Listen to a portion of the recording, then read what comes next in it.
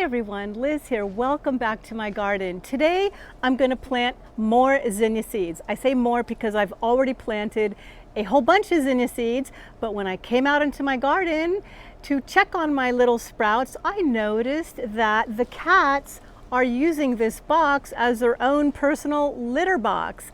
I love cats, I have my own, and sometimes the neighborhood cats come into my garden as well. I don't want to shoo them away because I want all wildlife to feel safe in my garden. However, they're ruining my seedlings and that is making me so frustrated. But I came up with the perfect solution to that. I mean, we can all get along, right? So let me show you a special trick that I came up with where I can plant seeds and the cats leave them alone. It's so awesome and it's so easy and it's free. Let me show you how. Before I make my seed protectors, I'm going to remove these violas from my garden. Here in California Zone 9B, the weather is really starting to warm up, and violas and pansies, they don't like this heat. So they are starting to die, and these are the last of them. I might as well just take them out now because that way it will give my zinnias more room to grow. Isn't that so cool when the wind blows? I feel like it's snowing from my white Natchez crepe myrtle tree. Okay, so here's how it's done, and the whole point of me making this video. All I do is I get some leftover plastic containers that I saved from plants I bought at the garden center, and I cut out the bottoms of each one. I want the finished product to be about 5 inches tall, so I might have to trim off a little excess. 1 inch will be going in the ground, while the other 4 inches will be the walls that protect the seeds and eventually the seedlings.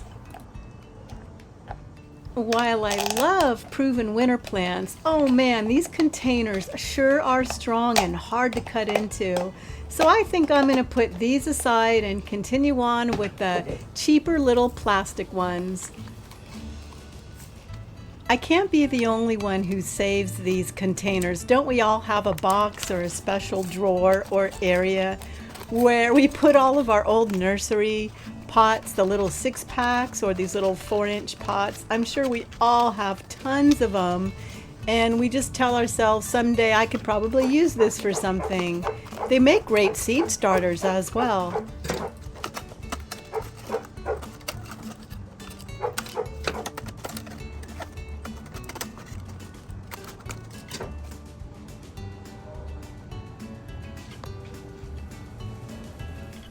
Now that I got all of my containers cut, it's time to plant the seeds.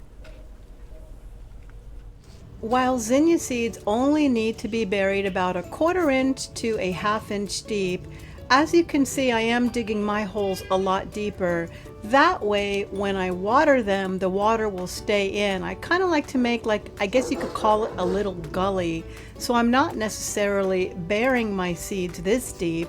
I'm just making the little teeny area where the seeds are going on to lower than the rest of the dirt. I hope that makes sense. Also, I'm going to put about 3 seeds in each hole. That way it will increase my germination rate. Let's face it, sometimes not all seeds will germinate. So rather than just put 1 seed and hope that it comes up, I'll put 3. And then if they all come up, well, that's fine too. What I'll do is I'll just weed out the weakest ones and leave the strongest one. So that's why I always put at least 2 or 3 seeds in each hole.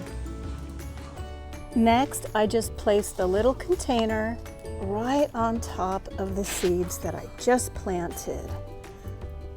This will really help when watering too, because it'll help contain the water right where the seeds are. And if you have to kind of smooth the dirt out along the sides so the container fits better, that's helpful. So you just stick it right on top, kind of like get it in there and move the soil back along the side to help keep it in place.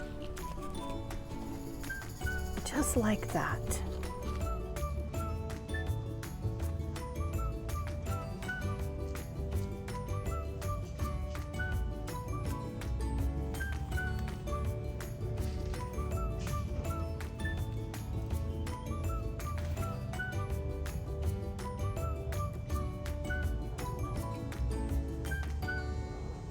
You could also put this in the ground first